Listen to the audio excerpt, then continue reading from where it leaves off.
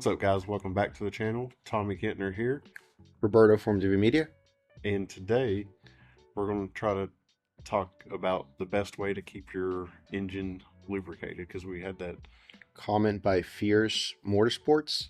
Yep. So, number one, I would say a good oil. Good oil. That would be. We prefer AMSOIL. Yeah. But there's some good oils out there. No, it doesn't necessarily have to be that. Yeah. I mean, Brad Penn. I mean, there's Motil's good. You know. Motul. Yeah. There's really good oils out there. Just because we do a lot of Subarus, the Subaru, like, we've had the most luck out of AMSOIL. So it just creates the most life. And like I said, I like their 2050 premium and their 1040 premium. They're all good. You know, Yeah. even like their break-in one is good. And I've heard from rotary guys too that they use one that has sync or something like that. That's really that's well. The premium. Okay, yeah. Gotcha. Because it's built for like flat tappet cams and stuff like that. So I would just pretty much whoever's building your engine, kind of get the weight and the specs from them, because Jay-Z guys, they really like the Brad Penn. And then a lot of the Japanese, they like Modal. I would say. I think the Euro brands like Modal too. Yeah, and I think that's more like an international type thing. Like I noticed that when I was traveling to Costa Rica, like a lot of the nicer looking shops, they have Modal signs. Okay. So it's probably more something out there. And I saw like one shop that had him, so I was like, oh, that's what we need to get it from. Right. But obviously the level of quality of the oil is really important. Yes. But I would almost say, if you can get a really good oil, just do your oil changes more frequently. Yeah. There's so many things that could be avoided by doing your oil change 1,000 miles before than you're doing it now. Yeah, like you're I good. would say if you do like any kind of motorsports event, track session, drag racing, all that, if you're really putting it to it for a day or two, just go ahead and change it after the race. 100%. 100%. It just, these are not street carts once you start doing this stuff. Yeah, because I mean, and especially because Subarus do rally, so you have a lot of dirt. So I'd really have to say your air filter is just as important. Oh yeah, of keeping all that out of your engine. As a matter of fact, Jennifer from Fierce, she had a big issue where some dirt went into her engine. Yeah, and it actually stuck the rings. It wasn't anything to do with the engine, because the engine was a pretty nice little built-in motor. It just went in through the intake. Yep. And I mean, it's just dirt and water do not mix inside of engines. Well, and that was the good thing, because it really didn't tear up anything. That's good because of the oil. But on the piston skirts, there's little divots for the rings and stuff. And so the dirt really got around that, and it locked that piston ring in. So once the piston ring's stuck inside the rings, that's horrible. It just don't make compression. So, yeah. So she got a 3-cylinder all of a sudden. She got a GR curl. GR curl. But yeah, so it really wasn't like any major damage, which is a good thing, because if it's major damage, it costs more money. Right. But luckily, it was just just new rings, new bearings, and back on the road. Nice. But so I would say, when you're working on this whole spectrum of keeping your engine alive, I would go a good oil pan and pickup. Oh yeah. Anything that'll allow you to have a little bit of extra oil than what the OEM spec is. Yeah. So just because you're pushing it so hard. And another thing is, like with the baffle, if you are actually driving it hard at the track where you're hitting G's, in all motors it makes a difference, but particularly on flat motors where there's 2 cylinders here, 2 cylinders here, if you got the baffle, it's gonna disperse that oil more evenly. Yeah. And then like I would even suggest, like I said, good air filtration. Maybe even an air box if you're doing like something with a lot of dust, or I mean, they have like the big endurance Bajas and all that. Right.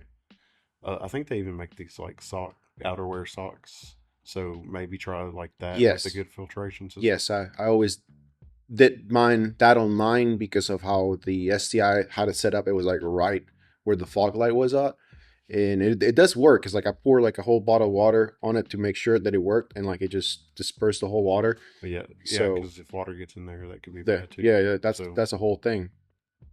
yeah, I would do that, and then you could do an external oil cooler too.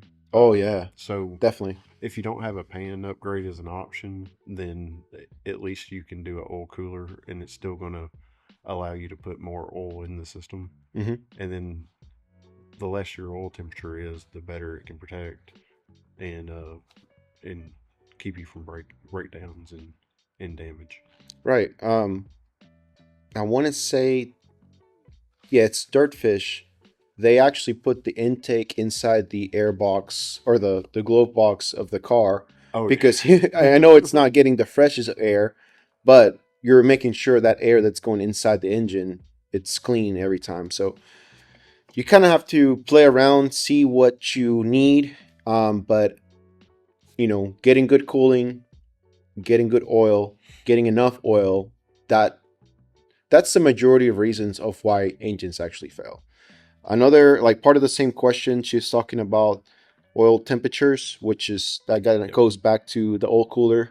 Um, and another thing that could help you is get a aftermarket radiator that can hold a little bit more fluid and get high quality coolant. yeah. There's this stuff. It's called Evans. It's it's actually like it doesn't have it doesn't create like your normal coolant creates pressure. Mm, So this stuff it doesn't actually even create pressure. So and it won't I don't it won't freeze. It's really expensive. Um, but I'll have to look it up. We rented an Adrian's car for a little bit, and nice. because RVs have like they can break the coolant parts with if when they get torqued up for drag racing or whatever. Hmm. So we tried it out, and it did really good, and it kept drop temperatures too. And we had a customer try it in their 350Z, and it did really good. And he was having problems before, Mm. and went to it, but it's like Evans Racing's coolant or something like that. But it's like a zero pressure deal. The way that I see it, whatever that you can do to make your car last longer, I think that's a solid investment because a lot of people have no issues spending the money on the parts, but when it comes to the fluids, when it comes to just basic maintenance things, like it seems like a lot of people kind of cheap out, and you can, but don't come out here whining later because something blew up. Yeah, I mean, I would say maintenance is probably top 10 on what you need to do your car.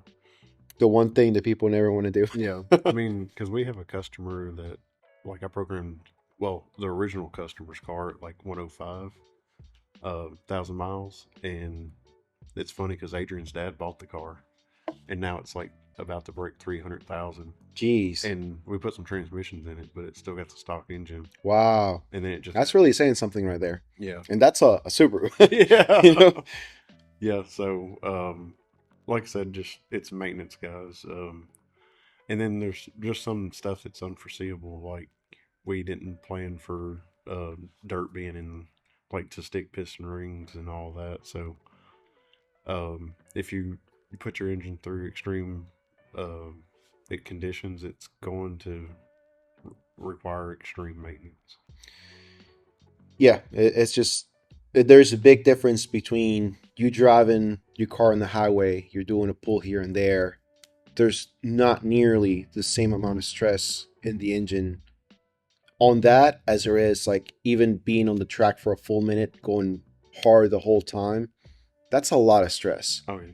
And so many things can break. In particular, with drag racing, it's a very very expensive hobby. Right. Drag racing is like one of those crazy sports where it's like, you know, every other sport you get like a lot of seat time, but it's like you pay more to go to get less seat time. Right. The less seat time you got, the more tens of thousands you have put in your car. Yeah. Um, And it's so crazy because it's like once you do it, you're kind of hooked, and Yeah. it's like, Thank God I wasn't there or something. I like, because I'll be out here freaking living on out of box. um, but yeah, I mean, it's all cool. Like we love all motorsports, yeah, and they're all cool in their own, in their own way. And the same way we like all cars. It's just we have right. certain things that we're really passionate about, and Oh yeah, that's sort of kind of where we lean towards. yeah, yeah. So, like I said, guys, when it comes to oil, like really get the good stuff because it will return its worth and save you a lot of money and headache and sleepless nights. Yeah, and kind of going back to the comments she was talking about something with the forums and threads. That is something very difficult to do because everybody in the internet seems to think that their way of doing it is right. I I would just listen to the advice of somebody who has done it multiple times, a shop, reputable shop, and just kind of do it their way, because a lot of the times when you're trying to do things your own way and you don't do it on the order that they tell you, you end up spending way more time and way more money because you messed up on that one thing.